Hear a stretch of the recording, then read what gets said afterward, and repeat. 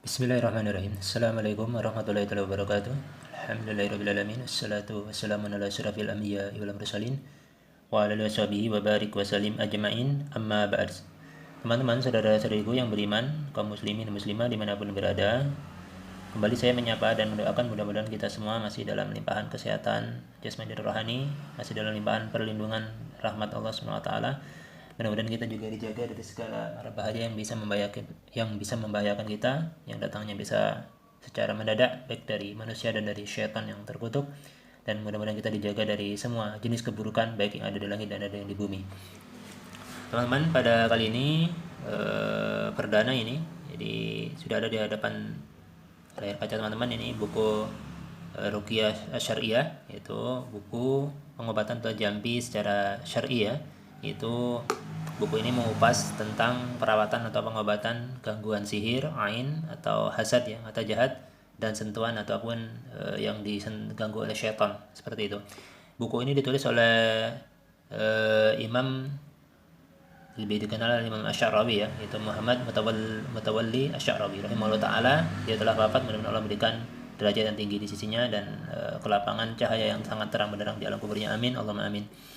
Jadi pada bagian awal di kitab ini ada amalan atau bacaan yang sangat bagus sekali, yang juga termaktub dalam kitab Sunan Abu Dawud, yang sangat bermanfaat, yang bisa menghindarkan kita daripada gangguan-gangguan yang buruk yang bisa datang dari bumi dan daripada hewan-hewan yang berwarna hitam termasuk ular dan kalajengking.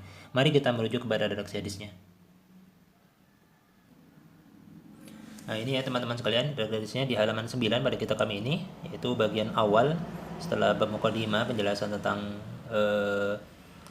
isi daripada kitab ini. Itu ini pada bagian pertama itu Al-Qur'an adalah pengobat hati, itu obat bagi hati, penyembuh ya gitu. Kalau obat belum tentu menyembuhkan, tapi Al-Qur'an itu syifa. Syifa artinya penyembuh yang sudah pasti menyembuhkan dengan izin Allah Subhanahu wa taala. Al-Qur'an adalah syifa atau penyembuh bagi penyakit yang ada dalam hati, kulub, ataupun penyakit yang secara jasad atau penyakit badan, seperti itu. Di bagian sebelah bawah ini itu dalam Sunan Abi Dawud diriwayatkan oleh Imam Asy-Sya'rawi ya rahimahullah taala, beliau menyebutkan Rasulullah SAW, bahasanya Rasulullah SAW pernah bersafar, itu ketika masuk waktu malam dia mengatakan, ya ardu rabbi wa rabbukillah. Nah, itunya, wahai bumi, Tuhanku dan Tuhanmu adalah Allah Subhanahu wa taala. A'udzubillahi min syarriki wa syarri ma fiki wa syarri ma yadubbu alaiki. A'udzubillahi min asadin wa aswadin wa minal hayati wal aqrabi wa min sakinil baladi wa min walidin wa ma walada, yang artinya teman-teman sekalian, wahai bumi, Tuhanku dan Tuhanmu adalah Allah Subhanahu wa taala. Aku berlindung kepada Allah dari keburukanmu dan dari keburukan yang ada padamu, dan keburukan apa yang diciptakan padamu, dari keburukan apa yang merayap di atasmu. Jadi semua jenis ya, jenis apapun yang merayap di atas bumi, kita berlindung kepada Allah Subhanahu wa taala dari keburukannya. Dan aku berlindung kepada Allah Subhanahu wa taala dari singa dan sesuatu yang hitam ya, sini ya. Min asadin wa aswad. Jadi singa dan dari sesuatu yang hitam. Ya, termasuk juga nanti disebutkan kalajengking ya. Yaitu bagian sebelah sini, bagian bawah. Disebutkan termasuk juga itu kita berlindung kepada Allah dari sesuatu yang